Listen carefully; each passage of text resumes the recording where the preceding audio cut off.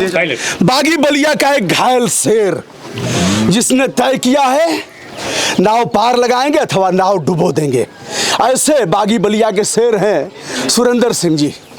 Bharatiya Janata party के प्रति समर्पित थे, विधायक अभी भी हैं और अब चुनाव लड़ रहे हैं। भाजपा ने टिकट नहीं दिया, किसकी नाव डुबोएंगे?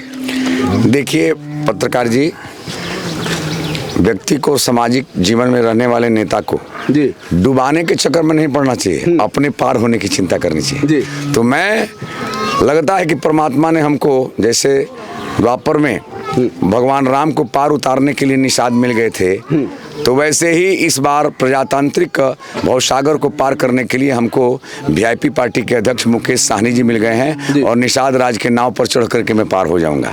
भाई साहब, अब तो पुल हो गए हैं, नाव वाव की प्रासंगिकता रही नहीं। लोग कहेंगे नाव तो पुराने जमाने की चीज थी और सुरेंद्र सिंह को पुराने जमाने की नाव मिली है। नहीं, अब आपको समझ में नहीं आ रहा है। आज भी चाहे पुल जितना भी बना लीजिए, लेकिन बैरिया की धरती पर जो है नाव की आवश्यकता है।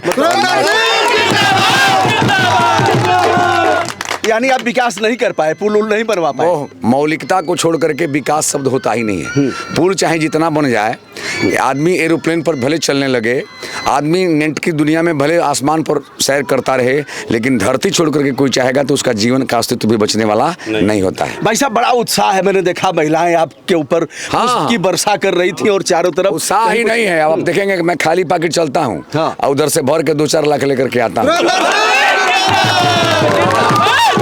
जो देखिए, आज भी बैरिया की धरती प्रमाणित कर रही है कि बैरिया की धरती पर राजनाथ सिंह नहीं, सुरेंद्र नाथ सिंह का जो है सम्मान।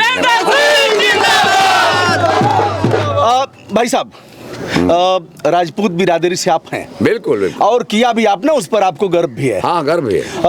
राजपूत योगी जी को देखेगा, कहेगा ये गर्मी उतारने वाला हमारा नेता है और मई जून में भी शिमला बना देगा, तो आपको राजपूत क्यों देगा? देखिए आदरणीय पत्रकार जी, मैं उन पर टिप्पणी तो नहीं करूंगा, लेकिन शासक को साहनी होना चाहिए, साहसी होना चाहिए, कठोर निर्णय लेना चाहिए, लेकिन क्रूर नहीं होना चाहिए। ठीक है ना?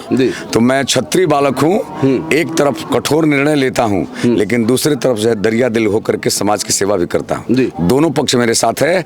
मैं असली क्षत्रिय कुल का बालक मैं हूँ। लूटने के लिए, लुटाने के लिए हूँ, बांटने के लिए हूँ, और समाज में आतताइयों का खुला मंच से विरोध करके उनकी कलाई को पकड़ कर जेल में भेजवाने के लिए हूँ, इसलिए हूँ। गरीब लोगों की मदद करने के लिए हूँ, अन्याय के खिलाफ खड़ा होने के लिए हूँ, और इस धर्म का पालन मैं किया हूँ और आगे भी करता रहूंगा। भाई साहब, एक पत्रकार वार्ता में हमने कहा कि आपका टिकट कटेगा, आपको लोग पचा नहीं पाएंगे, आपको स्मरण होगा शायद।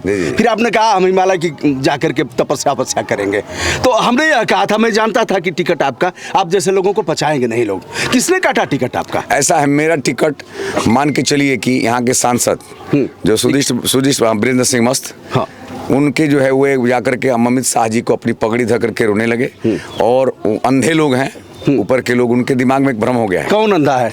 अमित शाह जी, बंसल जी, ये लोग अंधे हैं लोग। इन लोगों का एक दिमाग में फितूर हो गया है, बहुत बड़ा एक बीमारी आ गया है दिमाग में कि मैं पारस पत्थर हो गया हूँ, जिसको छू दूंगा वो सोना बन जाएगा। लेकिन समझते नहीं हैं, वो पारस पत्थर नहीं है वो लोग, वो जो है बिल्कुल जो है पुराना जो है पत्थर हो चुके हैं। उनको पूछने, मैंने उस वीडियो में कहा था जिसके ऊपर छत फेंक देंगे, तस्कर शुद्ध, माफिया शुद्ध, अपराधी शुद्ध, मवाली शुद्ध, सबको शुद्ध कर देंगे, और उसमें मैंने टेनी वोनी का नाम लिया था। भाई साहब, क्या लग रहा है कि उस समय तो आप वह दूसरा था? नहीं, आज उस बात को मान रहे हैं? आज भी मैं उसी पर हूँ।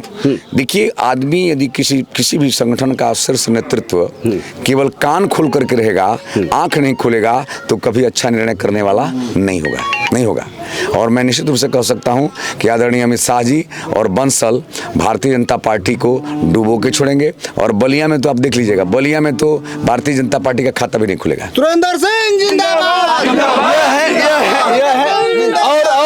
और इनके पीछे जो हुजूम देख रहे हैं, मैंने देखा भी है, घर से लेकर के यहाँ तक हमने अध्ययन किया है, गांव में लोग उत्साह बढ़ा रहे हैं। नाव सबकी डुबो देंगे यहाँ बलिया में। देखिए मेरी नाव पार होगी और उन सबों का जो है बिल्कुल जमानत जब्त होगा। जमानत जब्त होगा, पक्का पक्का। अच्छा भाई साहब, चुनाव जीतेंगे तो आप सदन में जाएंगे। हाँ। और अगर मान लीजिए कदाचित वह अशुभ नाम नहीं लेना है, अगर पराभव का मुंह देखते हैं, क्या फिर आप पढ़ाएंगे जैसे शिक्षक थे? गजब बात करते हैं। मैं शिक्षक हूँ, शिक्षक जीवन व्यतीत करूंगा, उसमें कौन बड़ी बात है? मतलब पढ़ाएंगे? ये कोई विषय नहीं है, ये कोई विषय नहीं है। सामाजिक जीवन में पद पर रह करके ही सेवा किया जाएगा। ये आज मोदी जी आ रहे हैं और यह अवसर होता जबकि यह बंदा भी मोदी जी के साथ ऐसे खड़ा ऐसा है पत्रकार जी, मोदी जी आ रहे हैं, अच्छे नेता हैं, उनका सम्मान है, हमको कोई वो नहीं है। लेकिन आज मैं छत्री चुकी बालक हूँ, चुनौती को स्वीकार करता हूँ, अंगार से खेला हूँ और सम्मान को गिरवी रख करके मैं राजनीति करने वाला व्यक्ति नहीं हूँ। राजनीति करूंगा चाहे नहीं करूंगा, पैर छू करके तो राजनीति करना ही नहीं है, क्योंकि बालक हूँ क्षत्रिय।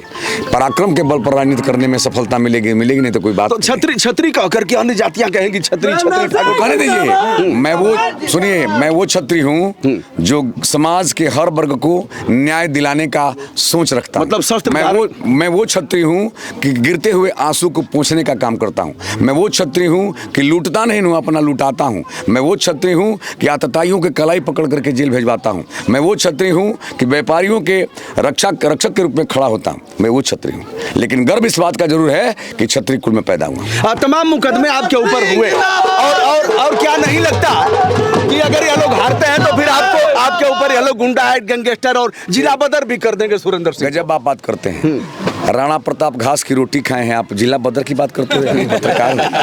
तन्हाई में तो रह चुके हैं ना, तन्हाई देखे हैं, खूब देखे हैं। जो जरूरत पड़ेगी तो अपने समाज और अपने गरीब समाज, कमजोर समाज की रक्षा करने के लिए आप यदि बात करते हैं तो फांसी को, फंदा को भी प्रेम पूर्वक भारत माता की जय बोलकर चुन सकता हूँ, लेकिन स्वाभिमान गिरने नहीं दूंगा। क्यों भैया, मन से है आप लोग साथ में?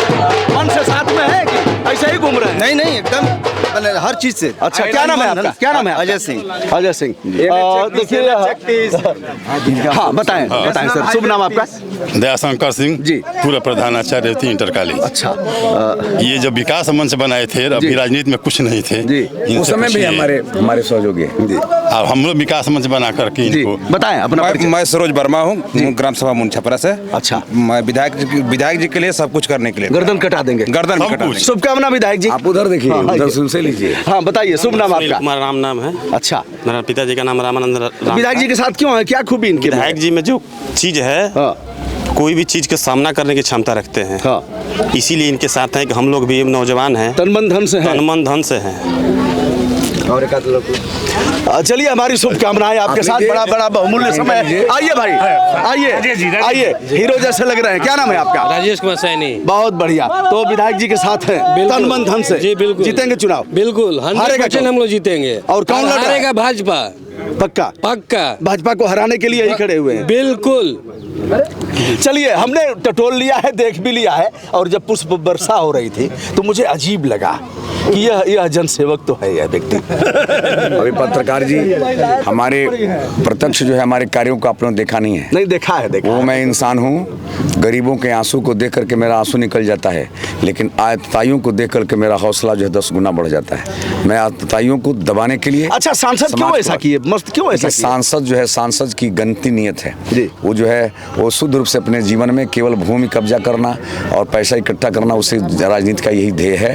अब जाइए कि पशु मेला की जमीन को 50 बीघा जमीन को अपने भाई के नाम से लिखवा लिया था, उसी का मैंने विरोध किया था। राम बाबू यादव के 10 बीघा जमीन को कब्जा कर लिए थे, मैं उसको कब्जा से मुक्त कराया।